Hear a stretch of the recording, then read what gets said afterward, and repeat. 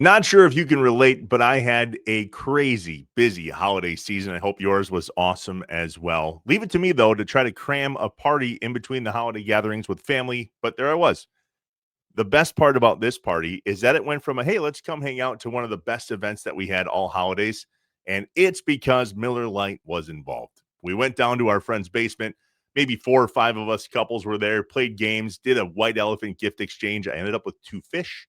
I'll tell you that story a different day. And the Miller Lite was flowing. We had a great time, and it's because Miller Lite makes normal hangouts absolutely legendary. I hope you had some legendary moments over the holiday season with your family and your friends, and I hope for your sake Miller Lite was involved.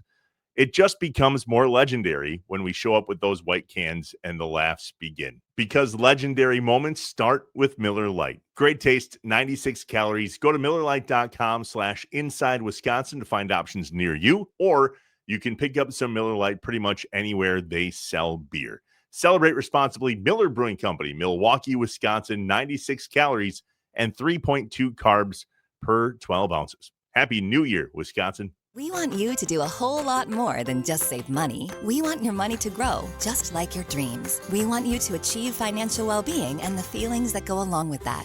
Capital Credit Union, doing the right thing. I mentioned at the top that John Anderson, just based on time and availability and all the things, had to move on from the podcast.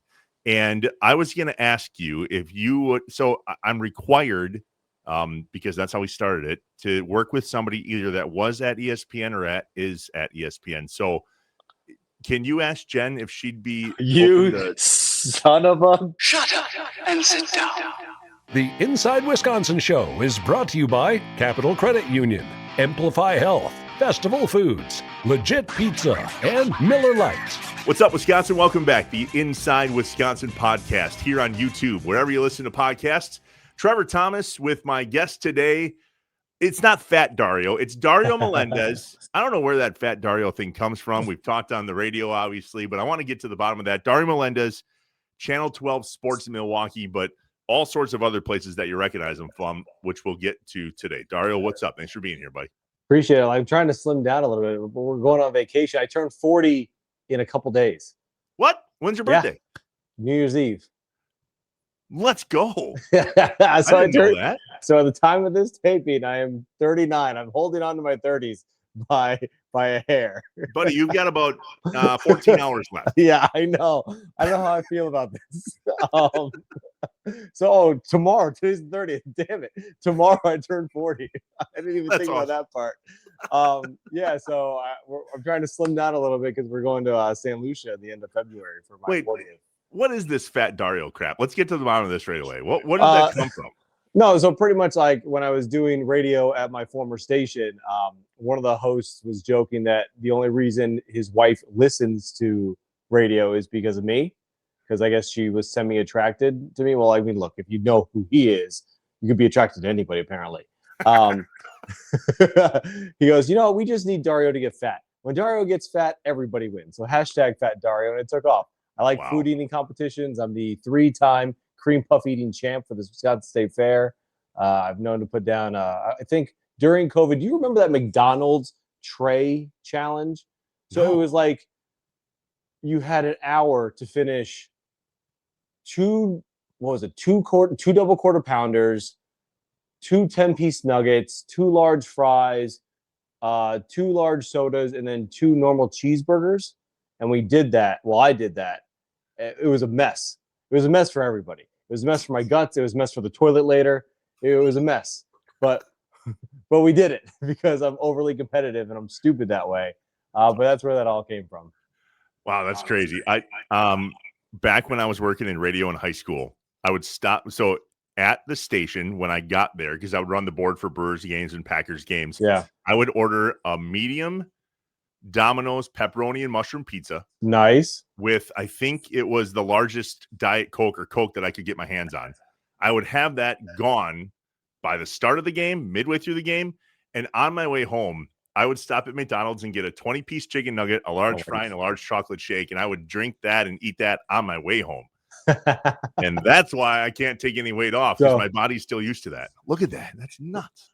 I clicked on the wrong thing. Hold on. Let's get back to it. There we go. The McDonald's tray challenge. So I had to do that in an hour. I think it was an hour, right? Something like that. Yeah, it was a lot. It was a lot. You did it? Yo, yeah. You said it wasn't great for you, but did it hurt? I would feel like that hurt. Oh, yeah. I mean, so I definitely got sick afterwards. Like, I got it all down. I tried to like hold it in. But I'm not like Joey Chestnuts where you have to hold it in for a certain amount of time or it disqualifies. So I got rid of that thing. Then it came out the other end. Then it was coming out the front end. I'm like, You know what? We're never doing this again. Like, well, I'm good. You just convinced me not to try it because I'm like, I'm totally doing that. Oh, and you should do it. It's great. It's great for you. You sounded like it's great. Anybody listening to this new podcast on January 1st of 2026 is going, holy shit, this thing's off the rails without John Anderson. That's okay. It's not off the rails completely, but maybe this is what it turns into. Who the hell knows? All right, let's jump into your story, brother. You have ties to a lot of different things in Wisconsin. You mentioned it, radio, TV, Brewers, Bucks. You were with ESPN. How did all of this start for you in college? So I played football at a small D1 at FCS, Sacred Heart in Connecticut. And we had two guys that went pro. John Cordo played linebacker for the Bills like 5-6 years. And my freshman year, I ran a dig route because I played receiver. My freshman year, I ran a dig over the middle, and Cordo just laid me out. And at that point, I knew I wasn't going to the next level. I probably wasn't going to the next level anyway, but you always have that dream that things could happen. You never know. So then I just kind of started focusing my attention to, if I can't play sports, I should talk about sports. Graduated from Sacred Heart. They didn't really have a great media program at the time. Like, our studio was a church that we just moved the desks out of and put like a fake, we called it a microwave desk because it was just a normal cafeteria desk and we put like a fake front in front of it. Got a job in Fort Myers as a part-time producer because no one was hiring. I sent out like 300 applications. I got a bunch of thanks but no thanks. It's not you, but it is you. And then Fort Myers, I got a job there at Wink TV as a part-time producer because spring training was coming up. There was 3 spring training teams down there with the Rays, Twins, and Red Sox. They liked me, so they kept me on throughout spring training and past spring training. After a year went by, a position opened up at the competitor, and that's when they finally offered me a full-time weekend job. Spent a year there, then I came up to WISN. Was 2 years as the weekend anchor.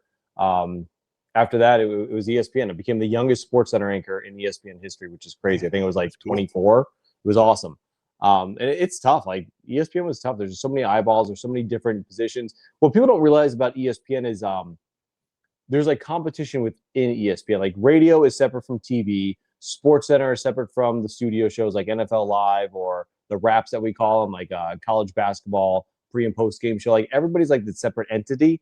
And you almost have like contracts with each affiliations. Like, I was a Sports Center anchor, but if I wanted to do radio, I had to try out for radio and then get a radio contract. And when I started doing raps for college basketball, I had to get a college basketball raps contract. So like it's not as I guess friendly as you might think, because as soon as you start branching out a little bit, all of the managers start fighting over you. So it's like I don't know what to do. I just want to like do as much TV as possible. But I got caught up in those firings in 2015, which a lot of good talent got fired. And it was unfortunate because ESPN's really changed. Like, when I was there, SportsCenter was 24/7. Now it's maybe like 3 or 4 shows a day, which is kind of crazy. But then after that, I went to New York City and did New York One, which was awesome. I mean, so many great sports there. But then Charter took over because it was a spectrum, kind of like what we have here in Wisconsin. And as soon as Charter took over, they're like, you know what? Sports don't matter. So we're just not going to do sports. So we're going to get rid of the sports station, the sports department. I'm like, what are you talking about? This is New York City. There's 2 baseball teams, 3 hockey teams, 2 basketball teams, 2 football teams. It's like, this is crazy to me. It all worked out because Fox Sports Wisconsin at the time was looking for a new pre and post game host, and I already knew Wisconsin, so I just moved on back. I did Brewers pre and post for 4 years, 5 years, and then I kind of heard there was going to be some changes in management, which I think we've all seen from Fox Sports to Bally Sports to FanDuel, And I just told myself I wasn't getting caught up in that again. So when my predecessor, Dan Needles, who used to be my former boss at WISN, finally retired, I was like, you know what? I like WISN. It's a great station. Hearst is a great company. So let's put my name in the hat. And I was fortunate to get the job, and here we are. That's awesome. Do you have ties to Wisconsin prior Never. to you jumping here? No? Nope. So again, I was in Fort Myers. I'm a Florida kid. So I grew up in South Florida. I grew up in Boca Raton. I'd never been over to the West Coast, the Gulf Coast of Florida, until I got that job in Fort Myers. But I was making like $15,000 a year, living off of like food stamps. It was crazy. So when I was offered this job in Wisconsin, which is Milwaukee's a top 40 market, to consider a large market in the country, and I saw like what they were going to pay me, I'm like, yeah, I'll move in a heartbeat. Get me off of those. Go. Hard for a Florida kid though. Bro, it was great. Well, remember, I lived in Connecticut, so like I got I knew cold. Like that was the biggest adjustment, going from playing football in Florida to playing football in Connecticut. Like coming into training camp every year, I was ahead of everybody. Like my conditioning was great because I'm training down in Florida.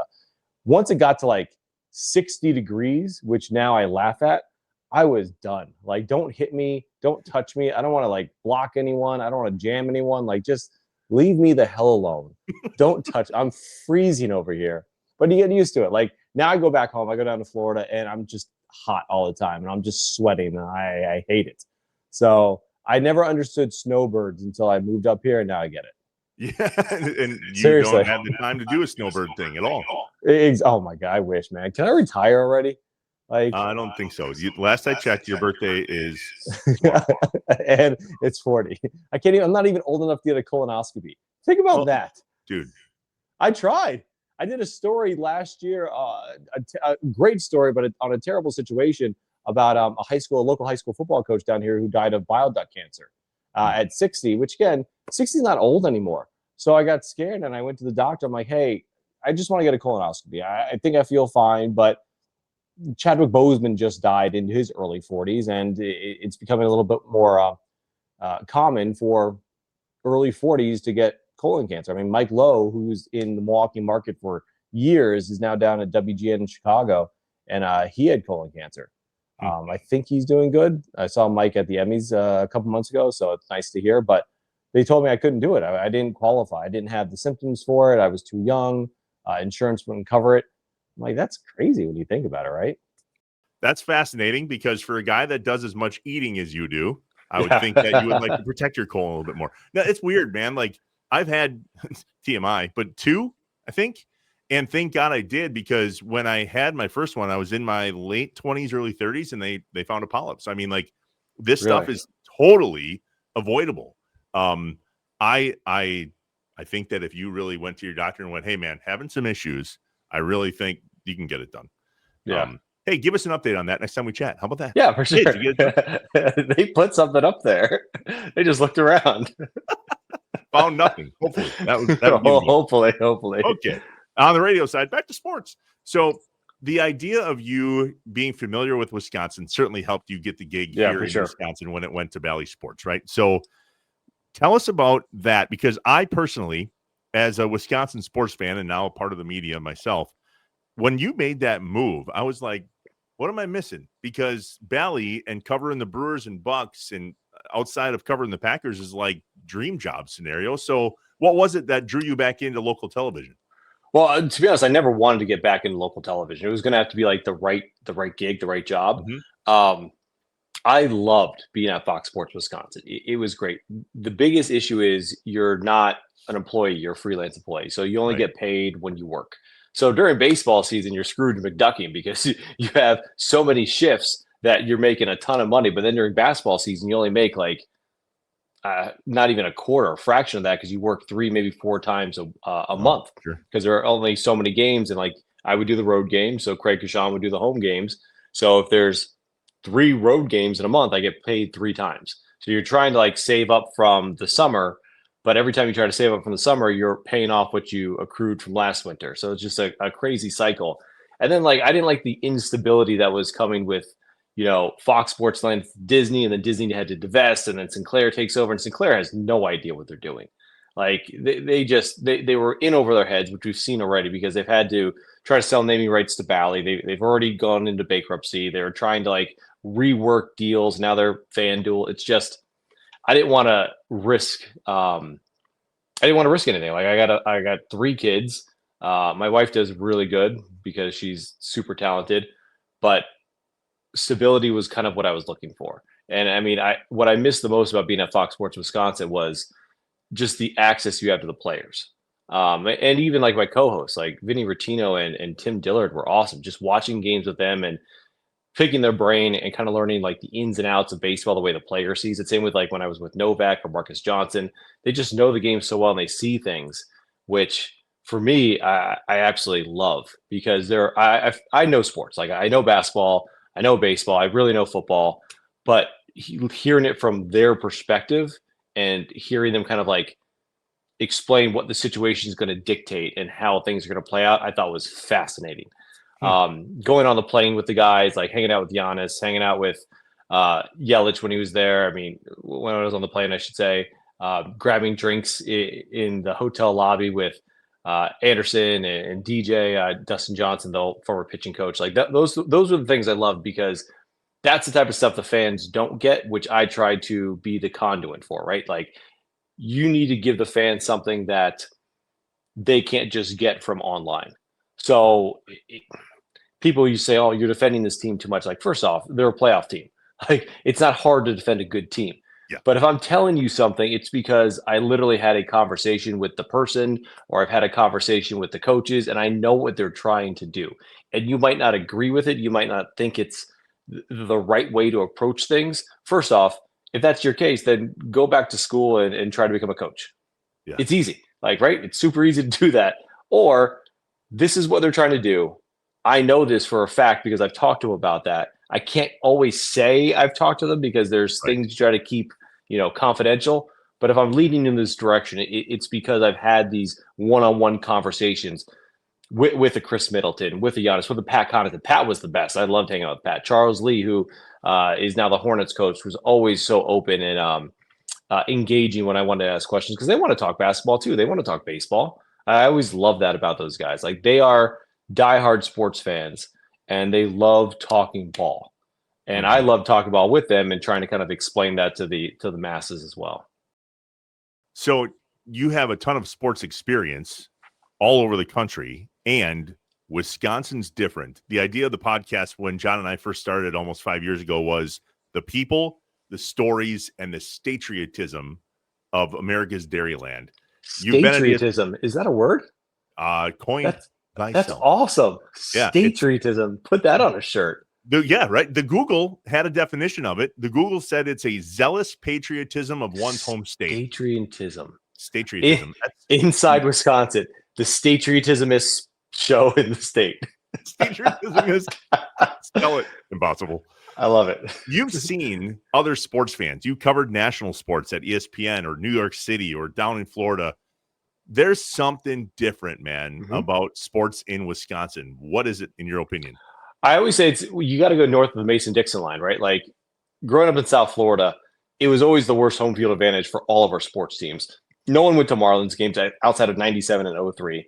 No one went to Dolphins games, I guess early 1990s, late 80s, because Dan Marino was just a stud. But like it was always a destination. It's kind of what Vegas has turned into. It's a really bad home field advantage for the Raiders.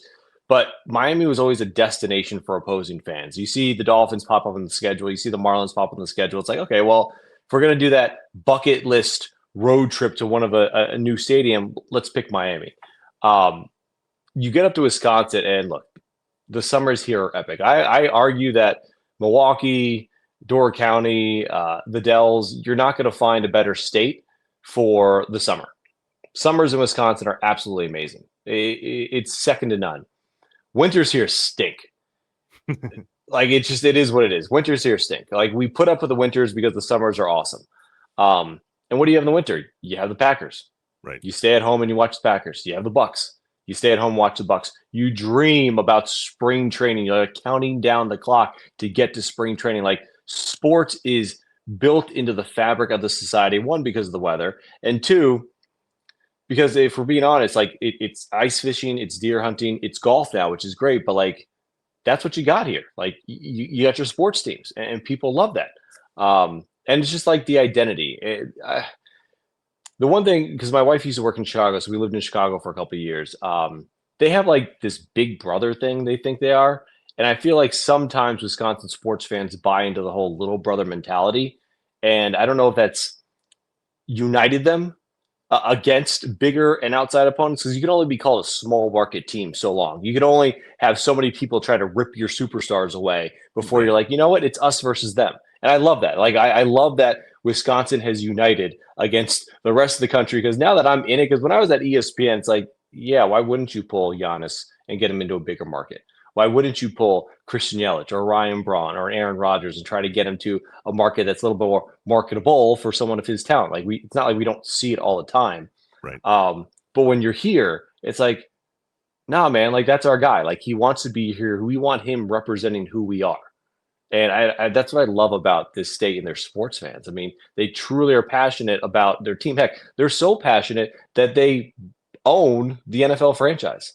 Right. I have 2 Packer stocks. That's how invested I am in it. I've gone to, as you can see, Brewers fantasy camp a couple times. Those are MVP trophies, by the way. Just so you know. Are they? I could play ball. I played ball in college too. No rubbing it in. I played college basketball, bro. I just was 100 pounds lighter. Where'd you play? Just at JUCO. I was going to school for marketing. That's something. I played at JUCO. So it's funny, like, so my kid plays at Homestead, and they lost to West Lapeer in the semifinals. Yeah. They should have won. They were. I don't even want to get into that game. It was some confusion at the end. You know where I live, right? Do you know where I live? Yeah. You live in Green Bay, right? West Lapeer. Okay. Do you know how that game went down? A little bit, but refresh our memory. Homestead was up 14 in the second. West Lapeer is a sensational team. Their quarterback is a stud. They come back to tie it. Homestead gets the ball back. They score. They miss the extra point. So with about a minute and a half left, they're down 1. They're up 6. They get West Lapeer on 4th and 13. The game's over. They're sacking the quarterback, makes this crazy throw for the first down, keeps the drive live. They go on to score, kick the extra point. They're up 1. Homestead gets the ball back with 20 seconds. Good return, good first play. Second play, they get down to the 20-yard line, and they think the ball goes, the runner goes out of bounds. So our coaching staff ran the field goal unit on, but the official said the ball was in bounds, so they ran the clock. Game over. Oh my God! Yeah, because then West Lapeer goes on to just trounce Notre Dame in the championship. So the point was, there are a lot of good players on that Homestead team that might not be D1A or FBS, whatever they call it now. But they can play at any level. Kids don't want to play college sports anymore. Right. Like when I was in high school, that was all I was playing. Like there was no doubt in my mind I was going to play football somewhere or baseball somewhere.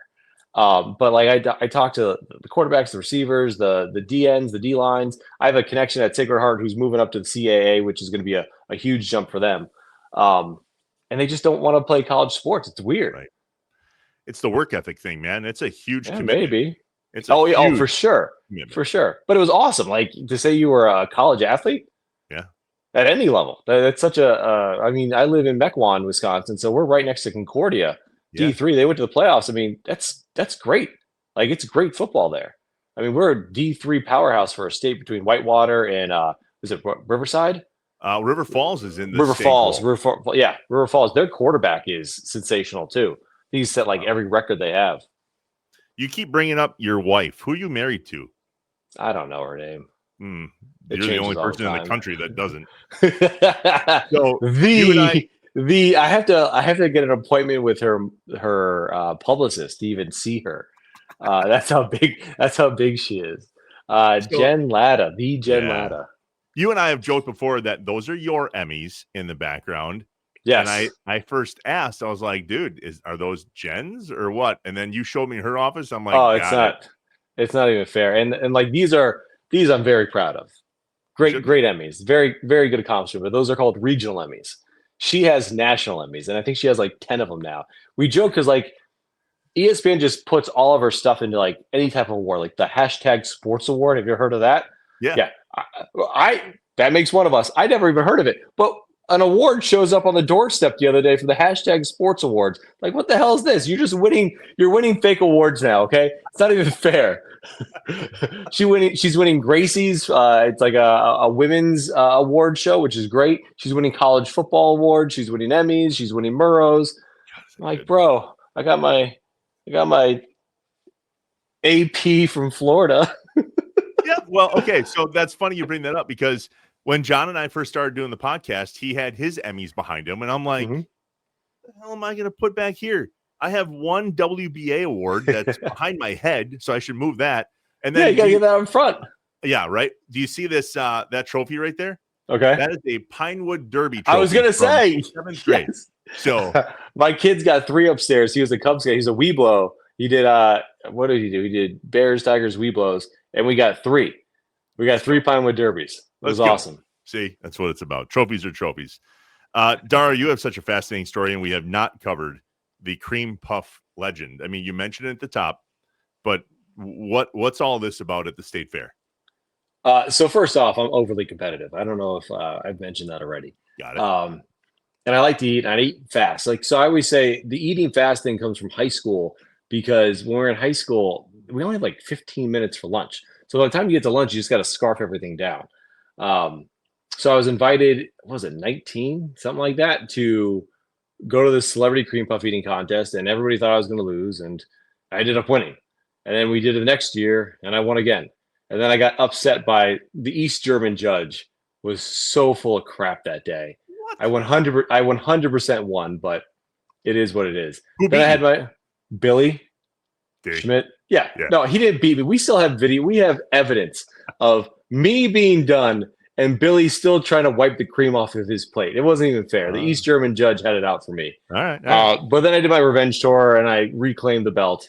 And then we did a tournament of champions last year and it wasn't even close. So I think I actually have that trophy. If you give me 1 second. Oh, that's the one that we all want to see. Let's be real. Hold on. It's coming. Oh, geez. Is it huge? Oh, yeah, it's not light. And I'm knocking knock down any. Oh, I knocked something down. Oh. Okay. Save. Save. I saved it. I saved it. We're good. We're good. We saved it. Okay, that's legit. This is the most ridiculous thing in the world. And that's a traveling trophy. You only get to carry that if you win it. There is a traveling trophy, but because I'm a weirdo, I had to make me one. Oh my God. So this is mine, and they gave us plaques. That's the plaques of the traveling ones. Unbelievable. That's awesome. Yeah. I'm a good goofball, stuff, dude. Yeah, I love anything for a laugh. Same, man. I've been the butt of this show for almost 5 years, so I totally get it. What I love about you and being a transplant, and obviously Jen's involved in sports and does the morning show on ESPN Milwaukee or ESPN Wisconsin and College Game Day and all those things. I mean, I was joking with you last time we talked that like you're married to a national celebrity, and yet you are just as recognizable regionally as Jen is nationally. And you guys are both transplants, right? Jen's not from here either. She's from Northern Illinois. Right. So she's from the area. Yeah, correct.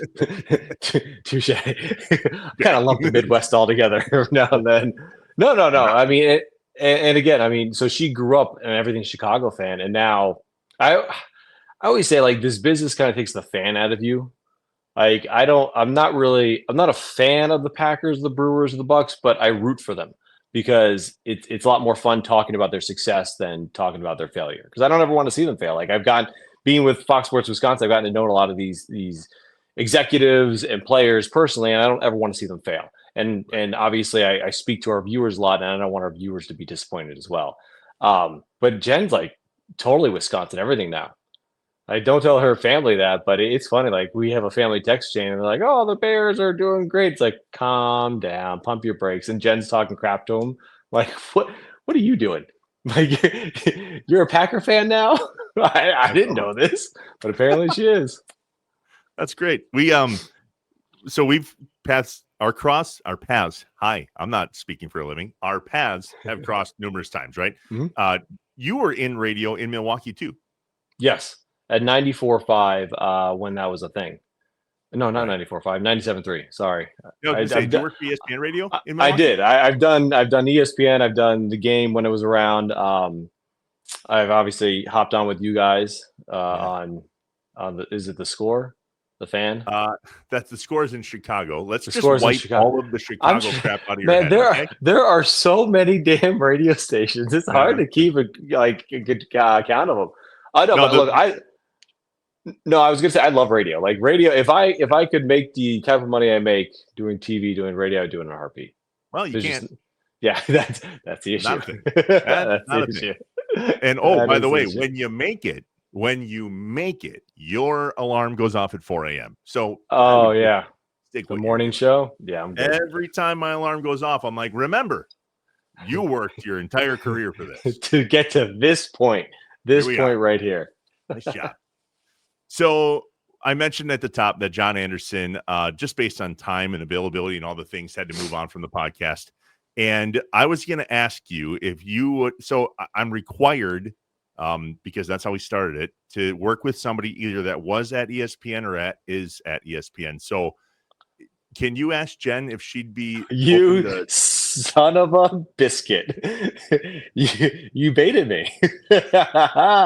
I think we should do this together, Dario. If you're open for it, I'm open for it. Him and I have talked behind the scenes. Dario Melendez will be the next co-host of the Inside Wisconsin podcast. And I'm so grateful for that because you and I have a lot in common. We're the same age. And that's with all due respect to John Anderson, who I love dearly and will forever be indebted to. If he doesn't choose to do the podcast with me, then none of this is a thing. Yeah. I'm not on the radio statewide. I'm probably still doing like ad sales for a station in Manitowoc or something like that, right? He was always the nicest guy to me in Bristol, like Yes. because he was on the 6, him and Lindsay Zarniak when I was there, and we were the 3, so we led into them. He was always so great. I love Jay. He was awesome. One of the nicest people ever. And everybody I talked to about John Anderson, I mean, Dan Patrick was here for the draft. And I walked up to him and introduced myself and said, yeah, John and I do a podcast together. It's called Inside Wisconsin. And he stopped me and he goes, that is a good man. Oh, for sure. And he is. Yeah. So forever indebted to him. And at the end of the day, newsflash, the podcast platforms don't pay what radio does. So brace yourself. This is not a get rich scheme. I mean, and that's not why we're doing this. And that's not why you're agreeing to do this. It has nothing to do with pay. It's all about trying to help tell these Wisconsin stories that you and I can't do on the air. You're on TV. I'm on the radio. The opportunity to dive into Wisconsin sports and tell these personal stories in a platform like this is the only spot we get to do it. So I want to do a supper club dive. Done. Let's do Bro, it. Only if it's together, though. Have you ever been out to Ishnala in the Dells? Ishnala, no, but I've been to the Del Bar. It's the #1 supper club in the state. Holy cow. We should, you know what, Ishnala, if you're listening right now, invite us out in the summer. I went out with the family. Bro, it was awesome. It was a 2-hour wait. It was a 2-hour wait that went like that because there's so many things to do around it. It was amazing. Well, that and the old fashioned help. Let's be real. Oh, the old fashioned was great. I think I still have. I have like their whole old fashioned kit over here on my liquor stand. Jeez. Yeah, you're my hero. I think we're gonna this is gonna be great. You have old fashioned kits and cream puff eating trophies. My God, man, breaking trophies to get to the trophy. Yeah, what'd you break? I think I played. I was probably the best sport I was soccer. So I kind of soccer kicked it to the carpet. So I think it worked out well. What almost busted? It was the one I just showed you. It was the yeah, we're good. See, all good. Nailed it. But it was coming down. I just little messy kicked it. So the podcast lives on. Dario and I are going to do the podcast together, and right now it's going to be every other week, just like we've been doing. However, breaking news, we're going to go weekly starting April 1st. That is the 5-year anniversary of the start of this podcast.